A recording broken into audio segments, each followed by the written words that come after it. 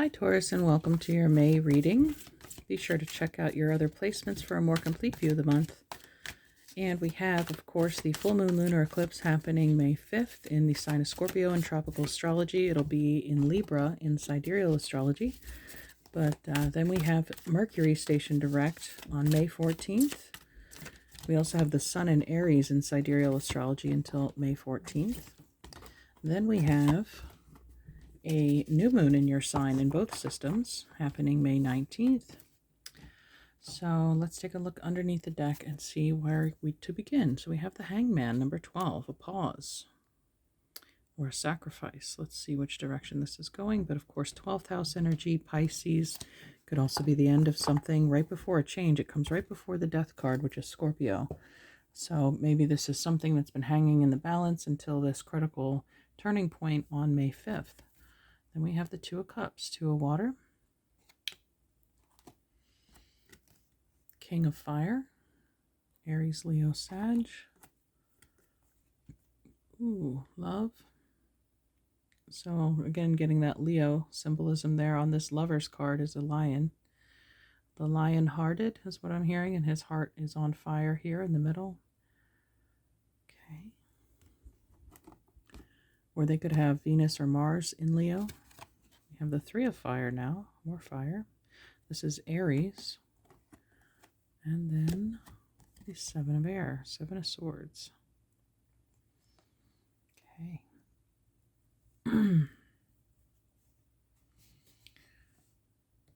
So the Two of Cups being Venus and Cancer, it's often called the soulmate card.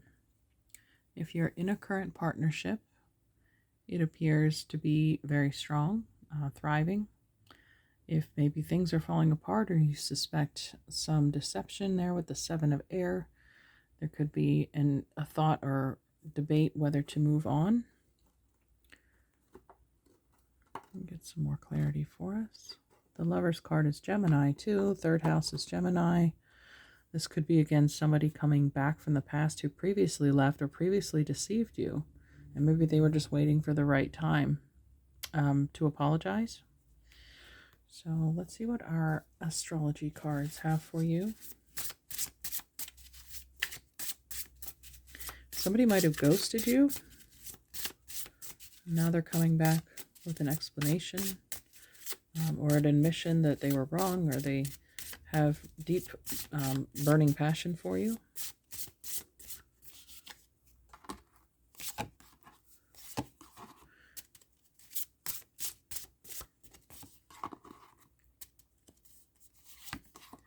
Okay, underneath this deck, House 6, establishing a foundation, health, daily life, and practical details. So Sister Earth sign of Virgo there showing up.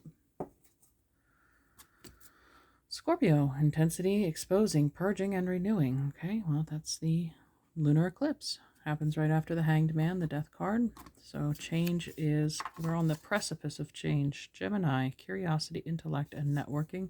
So I did mention the third house already with the Three of Wands being present. Somebody will be messaging you. The House 7, again, partnership, profound relationship, intimacy. So that goes in complements our Two of Cups card, but 7th house is Libra, which is also ruled by Venus, goddess of love and beauty. So you are also ruled by Venus. And we have Mercury and Gemini. Okay, this person is rather magical. And with the butterflies there too, right? The death and rebirth, the butterfly being reborn in a new form, a new shell. Somebody maybe had some work to do, shadow work, or things that needed to be healed yet that they had to do on their own. That might have been why they left. But anyway, if they're coming back into your life, it looks like they're coming back stronger and even better than before. The renewing energy in the Scorpio, the Pluto transforms and then fixed. There's your sign, Taurus, Leo, Scorpio, and Aquarius. So Leo and Scorpio coming through very strong as potential persons coming back into your life. So maybe you never had a romantic relationship with this person. Maybe it was deferred because of the work that you recognize they had to do. And now this is your opportunity. So it doesn't have to be an ex coming back. This could just be somebody from your past who you always had some sort of love for. And it could have been a pure, kind of innocent love with the Virgo energy in the house 6 showing up. Friends can transform into partners. Okay, so let me take a look at our Rose Oracle here.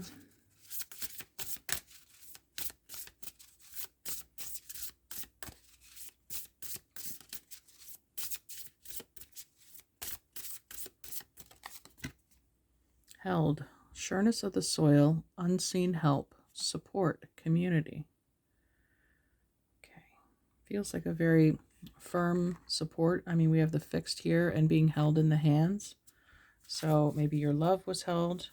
Oh, wow. Underneath the deck, we have the reunion, soul recognition, collaboration, partnership, friendship.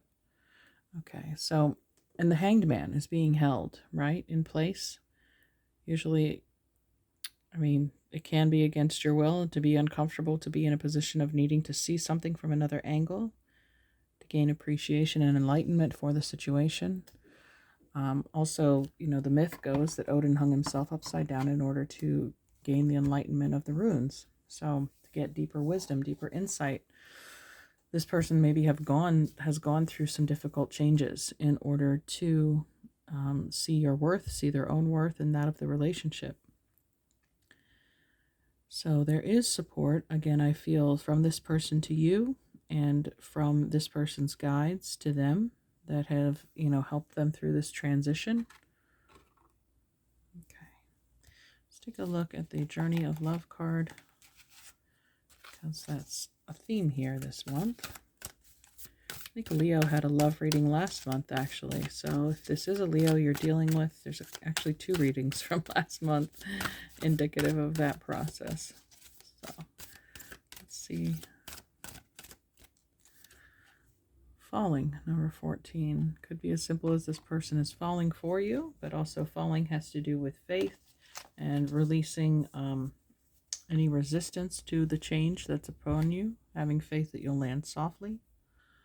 The description is, don't worry, you may fear you are falling, but it's just your soul diving deeper into the oceans of bliss. Well, that's what the Hanged Man does. He's falling, right? He's diving headfirst into the depths of the unconscious. Are you sensing parts of your life flying away from you, out of your control, as the momentum of your divine surrender takes over and becomes more powerful than the old adhesive between you and what no longer serves? Laugh, cry, celebrate, and ponder. Whether it makes sense or not, you are like a perfectly ripe fruit falling from the universal tree, succulent and ready to be enjoyed for all that you are. If you wait any longer, this moment will be lost and you'll end up on the ground, having to decay and go to seed in order to start the whole process again. This is not so bad, but what a shame if your sweet nectar was not to be savored by a hungry world. You deserve so to be declared the most delicious, juicy fruit that ever was. So fall, you'll end up exactly where you are meant to be. This oracle contains a message for you that you are being called closer into divine union and into fulfillment of your destiny now. It's safe for you to trust what is happening. Go with it. It might seem like you are being asked to take a leap of faith. It's the right timing for that. It's your time to give yourself in love without holding back anything of yourself. Okay, so let's take a look at your animal medicine for the month, Taurus. Things aren't falling apart, they're falling into place. And the Held card showing up there with the Rose Oracle shows me again you're supported through this process, through this big shift by your guides, your angels, higher self.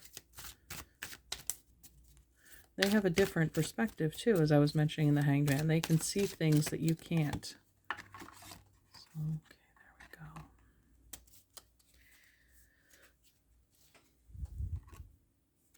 The Mountain Lion, number 17.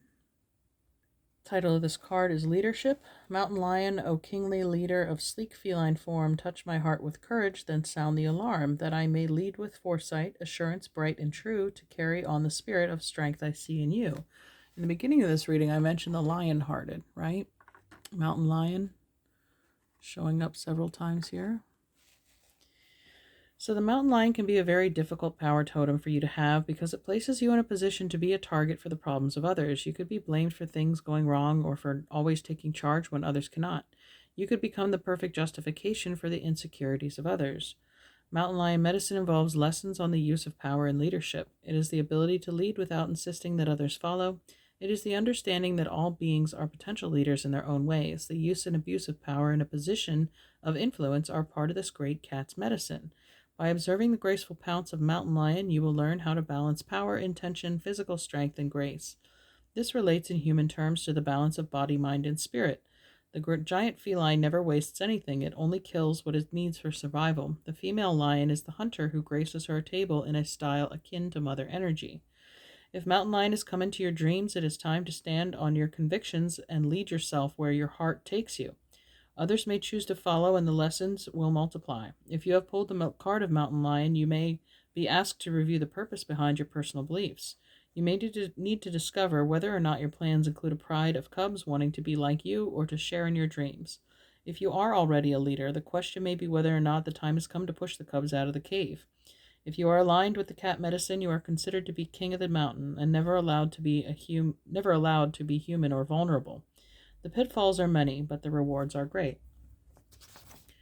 In assuming the place of power that Mountain Lion affords, you must constantly be aware of keeping peace. However, you can never make everyone happy unless you lie to yourself or others. This is human nature.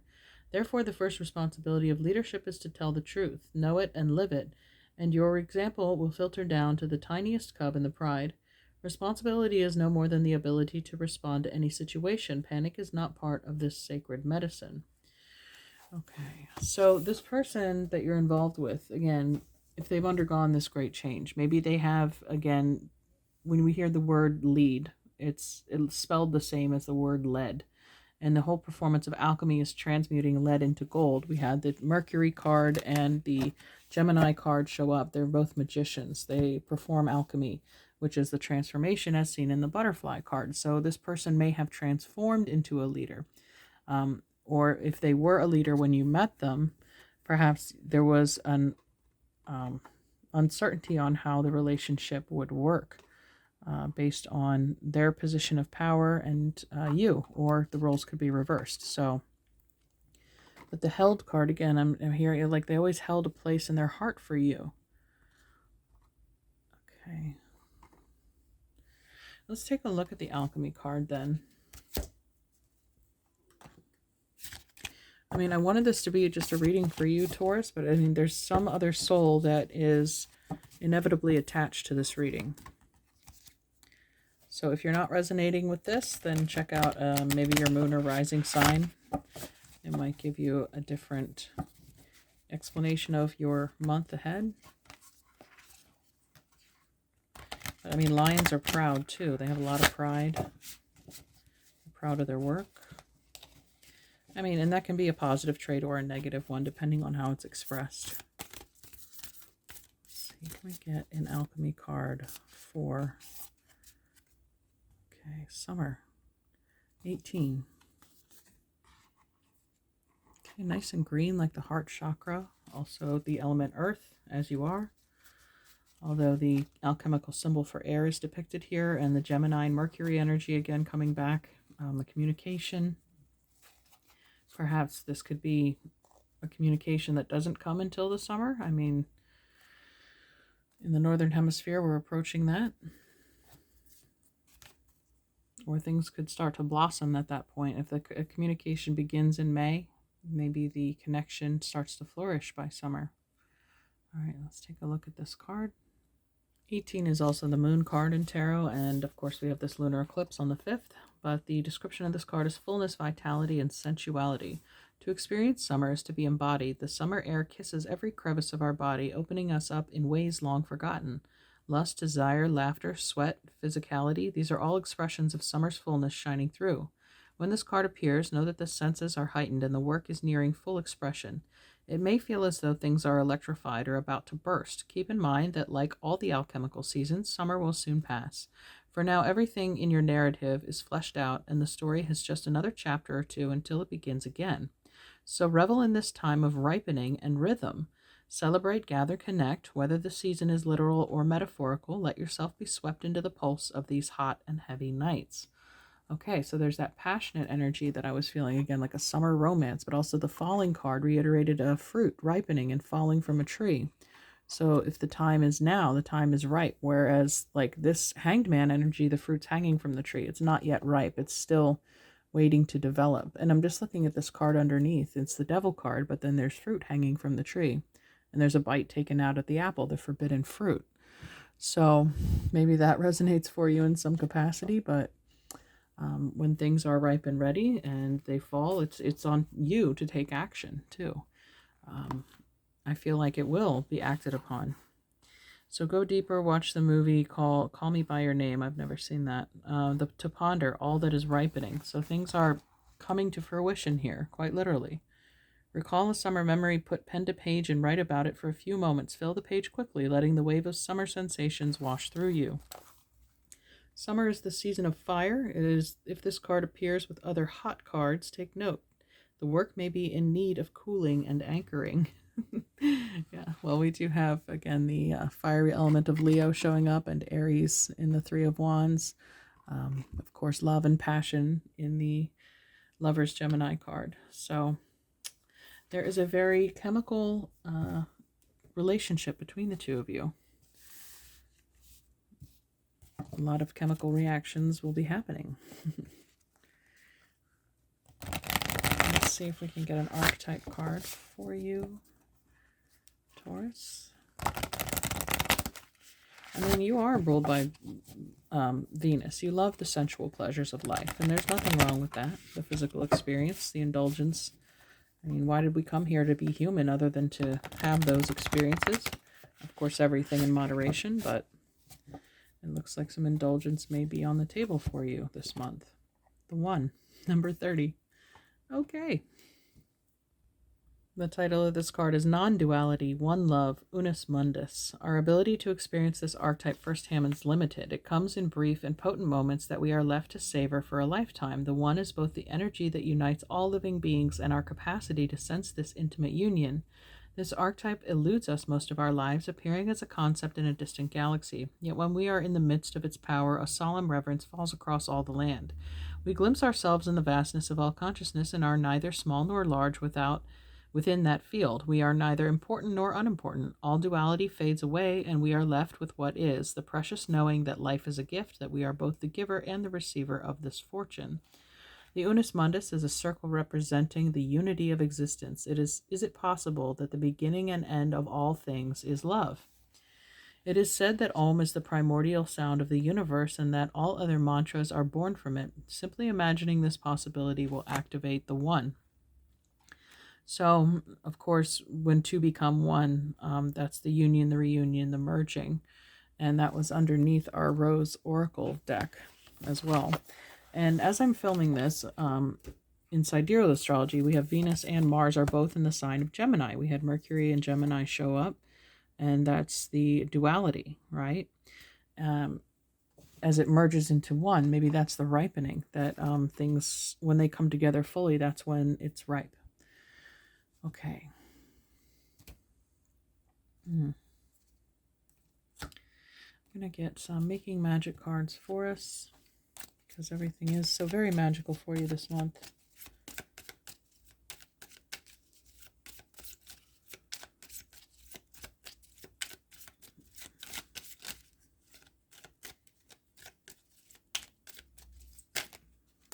Okay. Ooh, One Enchanted Evening. Let's start there because the perfect night. Okay. Perhaps you will experience one enchanted evening this month of May, where you meet this person or reunite with this person. Successful career, happy working environment, pay rises and promotions. Not really relevant here, but it could be something else that's going well for you this month. Insight opens a third eye to strengthen intuition. I love the symbolism of the one here, how it's kind of similar to this insight card. So the intuition, the knowing that this person is what is meant to be. And the next one is love charm, attract a lover, soulmate, or life partner. Need I say more? Okay. One more I had to pull. Okay, abracadabra with wings, fantastic good fortune and lucky chances.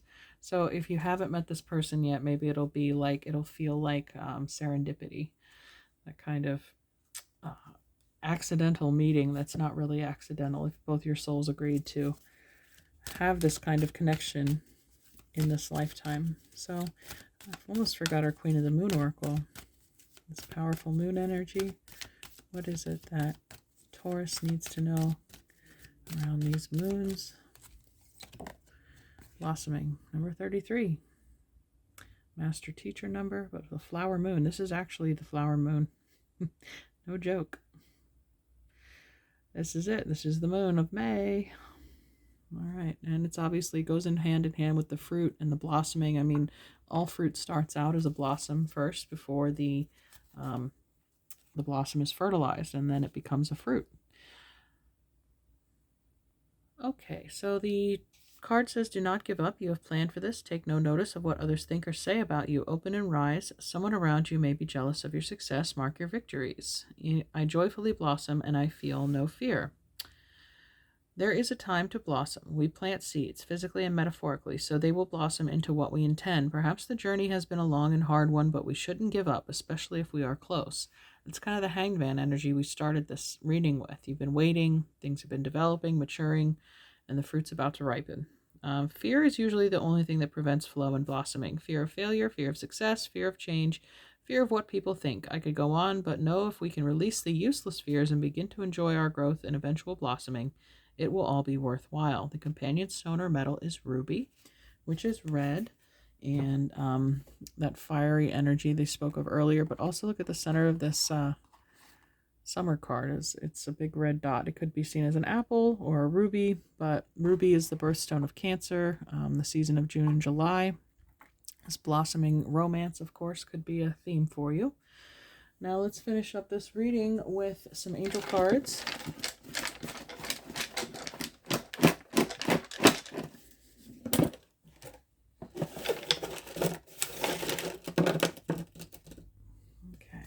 See what we got here.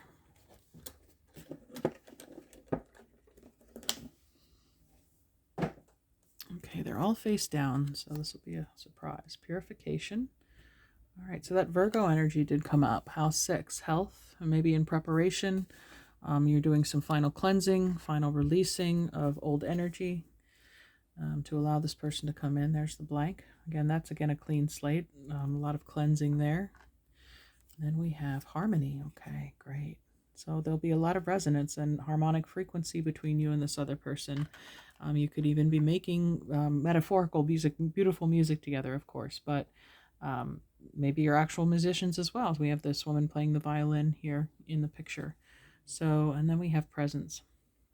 Yeah, you have a strong presence. This person will have a presence. I don't think you're going to be able to miss them when they show up in your life, whether it's for a second time or the first time. All right, Taurus, this is an exciting month for you ahead. I hope you enjoy it. Happy birthday once again, if it's your birthday, and take care. We'll see you next time. Bye.